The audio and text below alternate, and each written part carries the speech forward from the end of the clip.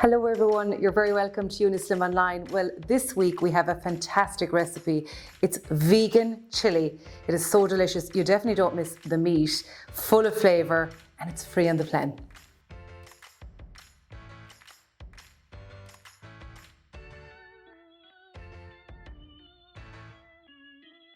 I'm always trying to create more vegan recipes because you know what, let's face it, we all need to be eating a little bit less meat and more variety as well. You know, always when I'm planning my week, I always try and say, you know, one day vegetarian, fish, chicken, mix it up, you know, keeps it interesting. Anyway, this vegan chili recipe will not disappoint you. So first off, we're going to sweat off some onions. So as always, put the heat under my pan. And here I have a selection of vegetables that I've prepared. This is so flexible. This is entirely you do you situation. I've got some carrots, celery, onion, garlic, and mixed peppers. You can add in more peppers, less carrots, you can put parsnips, you can put turnips, whatever you want. Courgettes, aubergines, this is what I'm doing. So here I have some sweet potatoes, 300 grams of sweet potatoes that I'm just cooking, and I'm going to add those towards the end of the chili. Now, in case you're wondering, because I know I'll be asked, we'll be having this with our allowance of rice, but yet I'm adding in sweet potatoes. Now this recipe serves 6, but it's still free on the plan, and the reason being is we use the 400 calorie meal rule, which 400 calories means is free on the plan. So that's, in case you're wondering, that's how we do it, because I think vegans and vegetarians can get a bit of a raw deal at times, because a lot of the calories that we have in meals comes from meat. So when I worked out the calories of this meal, it's well under your 400 calorie meal rule, so we're good to go. So we're just going to add in some oil. And then we just add in all the veggies.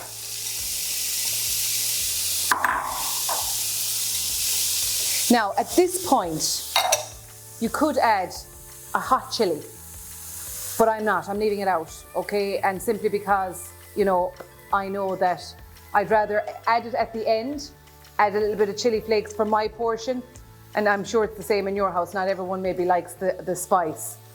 You'll still get the gorgeous chili vibes without the heat, you know, because we're going to be adding lots of different spices like smoked paprika and cinnamon and cumin and coriander, which all has a lovely fragrant feel to it without having it, you know, burn the mouth off you. So I'm going to cook these down for 15 to 20 minutes or until everything is nice and softened.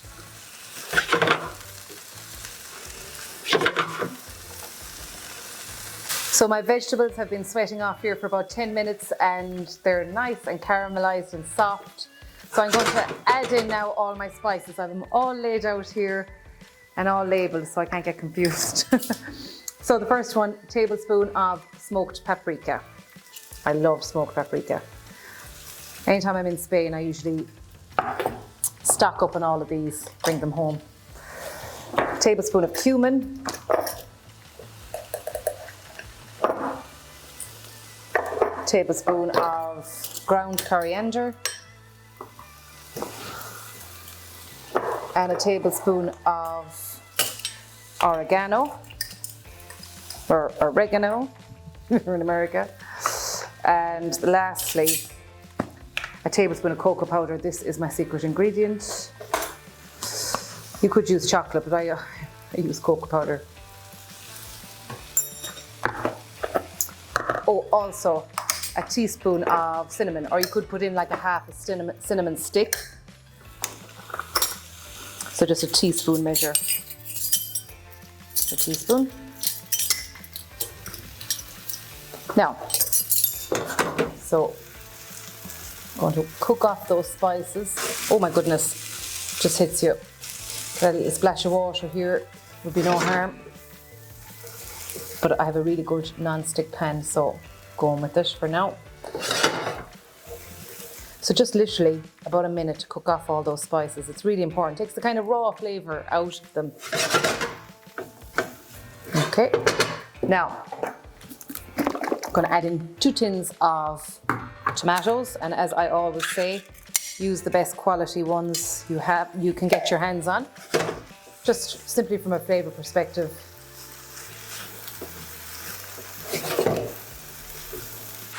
And then I'm just going to also add in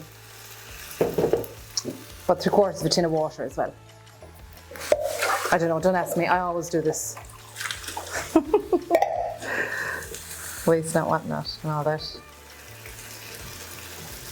Oh my goodness, I can't even begin to tell you how amazing this smells. You might be wondering actually, what's the cocoa powder about? Anytime I do chili con carne or a vegan chili, I will add in cocoa powder. You could also add in, or instead of 70% dark chocolate, like a square or two.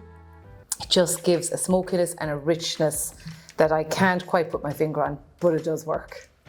It's really good.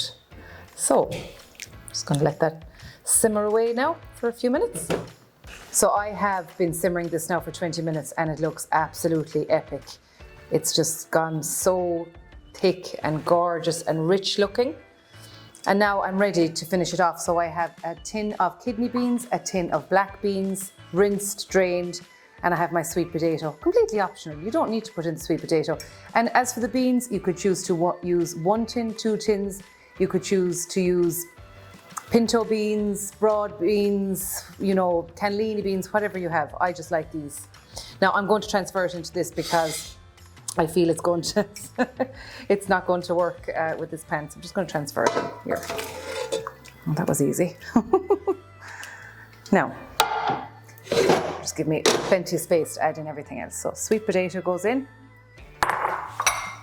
black beans, rinsed and drained, and the kidney beans. And it's done. Just bring everything up to temperature. So just stir it all together. And I'm going to check for seasoning. You probably need a little pinch of salt, I would imagine. You could add in a vegetarian or a vegan stock cube here if you want. Some yeast flakes, Marmite. You know what? I really don't think it's going to need it. Now as that's coming up to temperature, I'm just going to season it with a little bit of salt and pepper. And you could add a little bit of sweetener. I always like to add in a little pinch of sweetener. And actually, do you know what I normally do? Is I just use the Canderel tablets because they're just handy. So maybe 3 of those, but only if you think it needs it.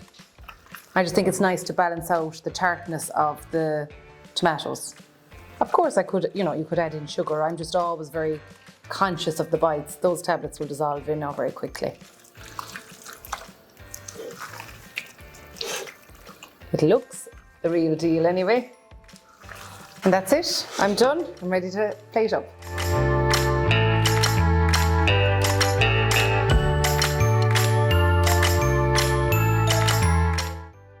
Now we're going to have a little taste test. So, in case you're wondering what these onions are, they're pickled onions, and the recipe is in the caption below. Really tasty, and I just love how pretty they are. You can serve it with a little bit of Greek yogurt or whatever you fancy.